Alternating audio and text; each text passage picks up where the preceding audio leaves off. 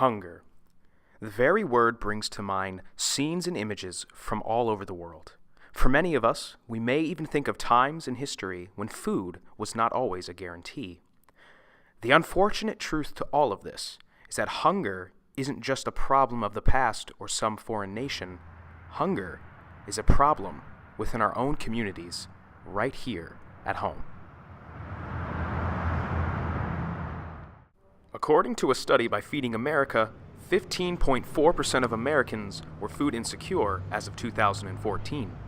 Dayton, Ohio surpassed this number by over 2% above the national average.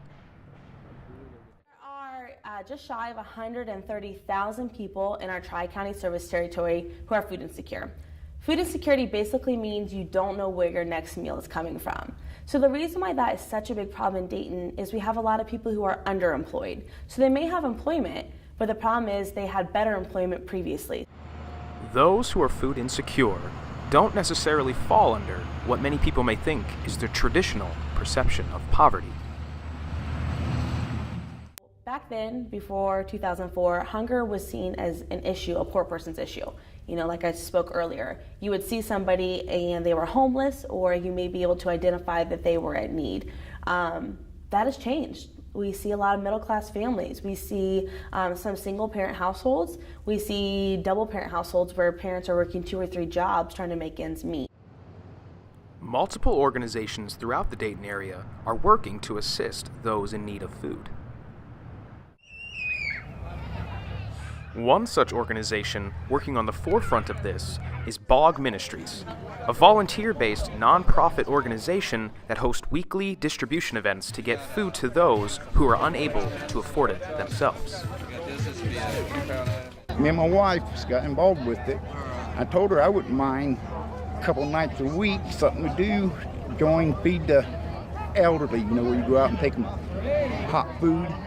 I didn't realize there's so many people that got to make their rent, make their utilities, and guess what? There's no money for food, barely their medication. And why should we throw this away when we can give it to the people that need to be fed? It's a melting pot. I mean, you're going to we've had people in their teens all the way up to 80s, you know, in their 80s. So it is, I mean, grandparents, parents, aunts, uncles, I mean, brothers, sisters. We've had high school students come through the line before. So, I mean, that just tells you, I mean, hunger has no age barrier, gender barrier, you know, racial, anything. I mean, it's, there's definitely a need. People sometimes I still don't think they recognize how prevalent it is.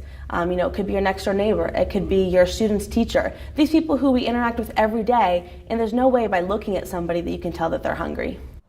Although there are stereotypes surrounding hunger, the community of volunteers actively choose to look past it. I've had people tell me, well, the food you give away, you sure these people ain't taking it and selling it in a store? I never thought nothing about that. And it made me feel bad, and I go, no, these are people feeding people that are hungry.